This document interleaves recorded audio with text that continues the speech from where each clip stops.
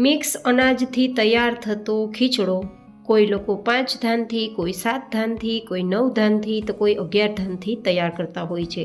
ઘણા લોકો રેડીમેડ ખીચડો પણ બનાવતા હોય છે, પણ ઘરે ખૂબ જ સરળ, હાઇજેનિક, સસ્તા ભાવે ઘણો બધો અને ખૂબ જ પૌષ્ટિક ખીચડો તૈયાર થઈ શકે છે.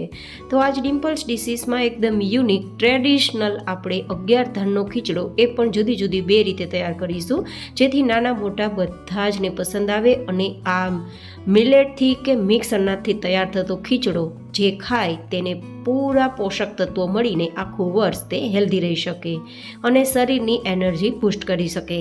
તો ચલો જુદી જુદી 2 રીતે ખીચડો બનાવવાની રેસીપી શરૂ કરીએ. તો જેમના માટે અડધા કપ જેટલી મેં જુવાર લીધી છે, અડધા કપ જેટલો મેં બાજરો લીધો છે. અહીંયા અનાજ તમને જેટલા પ્રમાણમાં જોઈએ તેટલા પ્રમાણમાં તમે લઈ શકો છો, મીન્સ વધઘટ કરી શકો છો. અડધા કપ જેટલા ઘઉંના ફાડા, અહીંયા તમે છળેલા ઘઉં લઈ શકો છો.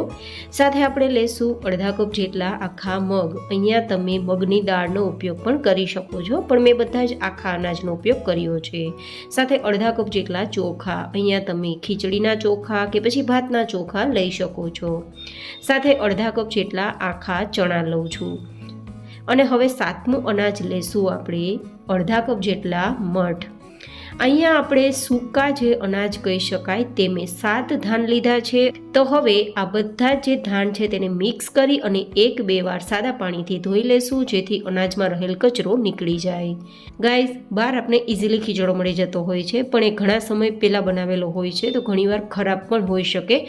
અને આમ પણ ખીચડો બનાવવો એકદમ સરળ છે, તો ઘરે તમે આ રીતે તૈયાર કરી શકો છો. હવે આપણે બધું જ અનાજ ડૂબે તેટલું પાણી ઉમેરી અને 12 કલાક માટે ઢાંકીને સાઈડમાં રાખી દઈશું. તમે રાત્રે પલાળી અને સવારમાં કે બપોરે ઉપયોગમાં લઈ શકો છો, મીન્સ ઓવરનાઇટ સોક કરી શકો છો.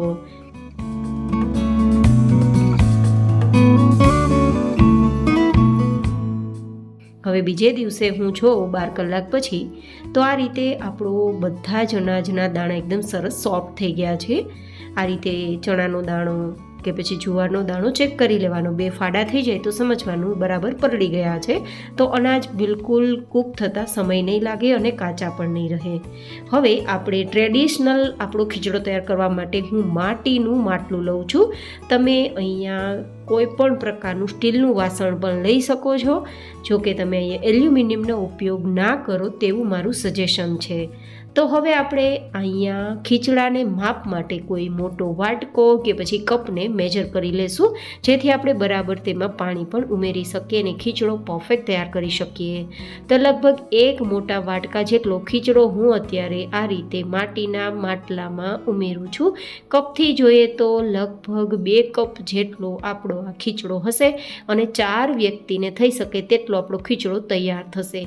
તો હવે જે વાટકાથી આપણે ખીચડો લીધો છે તેના 4 ભાગનું, એટલે કે 4 મોટા વાટકા કે 4 મોટા બાઉલ જેટલું પાણી ઉમેરીશું.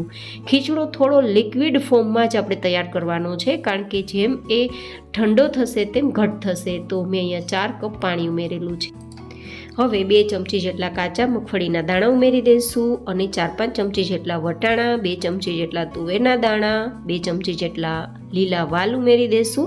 અહીંયા મેં પ્રકારના ધાનનો ઉપયોગ કર્યો છે, જેમાં 7 ધાન મેં સૂકા લીધા છે અને 5 ધાન મેં ફ્રેશ લીધા છે, જેમાં 2 ચમચી જેટલા મકાઈના દાણા પણ ઉમેર્યા છે.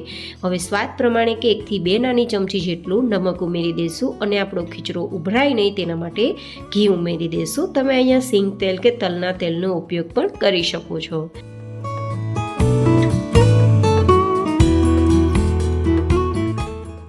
હવે આપણે આપણા આ ખીચડાને ગેસ ફ્લેમ પર રાખીશું.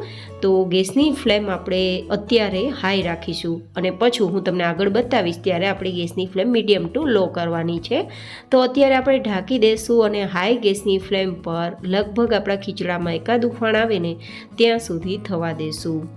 ગાઈઝ, જનરલી શિયાળામાં સંક્રાંત આવે છે અને સંક્રાંત ઉપર આ ખીચડો તૈયાર થાય છે, જેનું કારણ છે કે ઠંડીના કારણે આપણું શરીર અકળાઈ ગયું હોય છે. તો આ બધા જ ધાન ખાવાથી આપણે પૂરતા પ્રમાણમાં ફાઇબર પણ મળે છે અને શરીરને ગરમાળો મળવાથી શરીર લચીલું પણ બને છે, શરીરની અકળામણ પણ દૂર થાય છે. તો બસ તે રીઝનથી જનરલી આપણે ખીચડો બનાવીને ખાતા હોઈએ છીએ અને આપણી પરંપરામાં પણ ઉત્તરાયણ પણ ખીચડો ખાવાનું મહત્ત્વ બન્યું છે. તો તમે કેટલા ધાનનો ખીચડો તૈયાર કરો છો દર સંક્રાંત પર તે મને કોમેન્ટમાં જરૂર બતાવજો. હવે એકાદ ઉફાણ આવી ગયો છે તો એકવાર આ રીતે ચમચો ચલાવી દઈશું અને હવે આપણે આપણી ગેસની ફ્લેમ મીડિયમ ટુ લો રાખીશું અને ઢાંકીને 40થી 45 મિનિટ માટે થવા દઈશું. લગભગ 45 મિનિટ જેવો મને સમય લાગ્યો છે, કારણ કે ખીચડો આપણે ધીમા ફ્લેમ પર એટલે કે મીડિયમ ટુ લો ફ્લેમ પર તૈયાર કર્યો છે. જેટલા ધીમા ફ્લેમ પર ખીચડો તૈયાર થશે તેટલો મીઠો તૈયાર થશે, કારણ કે દાણો આપણો અંદરથી બફાઈ જશે, પાકી જશે, જેથી આપણો ખીચડો મીઠો થશે. અને અત્યારે આટલો લિક્વિડ ફોર્મમાં આપણો ખીચડો છે, હજુ જેમ એ ઠંડો થશે તેમ એ ઘટ થશે. તો બસ મેં અત્યારે આટલો ઢીલો ખીચડો રાખ્યો છે. આ રીતે ખીચડાના કોઈ પણ એક દાણાને ચેક કરી લેવાનો. મેં આ રીતે જુવારનો દાણો ચેક કર્યો છે તો બિલકુલ દાણો કાચો નથી, મીન્સ આપણો ખીચડો તૈયાર થયો છે. તમારે કૂક થવામાં કેટલો સમય લાગશે તે તમારા ગેસની ફ્લેમ પર અને ખીચડાની ક્વોન્ટિટી પર ડિપેન્ડ રહેશે. તો હવે આપણો આ તૈયાર થયેલ પ્લેન ખીચડો આપણે સર્વ કરી લઈએ. હવે ઘણા બધા લોકો છે તે સ્પેશિયલી ખાસ તો બાળકો અથવા આજની જનરેશન આવો ખીચડો ખાવાનું પસંદ નથી કરતી, તો તેમના માટે હું એક યુનિક ખીચડો શેર કરું છું. તો જેમના માટે આપણે તડકો તૈયાર કરીશું. તો થોડું તેલ ગરમ કરી તેમાં મીઠા લીમડાના પાન, સૂકા લાલ મરચાં, રાઈ, જીરું, હિંગ આવું બધું ઉમેરીશું, ખડા મસાલા. અને હવે ખીચડાનો કલર સારો આવે તેના માટે આપણે તેલમાં જ લાલ મરચું ઉમેરી દઈશું, જેથી એકદમ સરસ ચટાકેદાર કલર આવે. હવે થોડો હું તડકો કાઢી લઉં છું, 2-3 ચમચી જેટલો, કારણ કે મારે બીજા એક સામગ્રીમાં ઉમેરવાનો છે, જેથી મેં થોડો તડકો વધારે તૈયાર કર્યો હતો. માત્ર આપણે આ ખીચડાને 2-3 ચમચી તેલમાં જ તડકો તૈયાર કરીને તૈયાર કરી શકીએ છીએ. હવે 2-3 નંગ જેટલા ટમેટાના ટુકડા, 1 ચમચી આદુ મરચાંની પેસ્ટ ઉમેરી દઈશું અને માત્ર ટમેટા નરમ થાય ત્યાં સુધી સોફ્ટ કરવાના છે.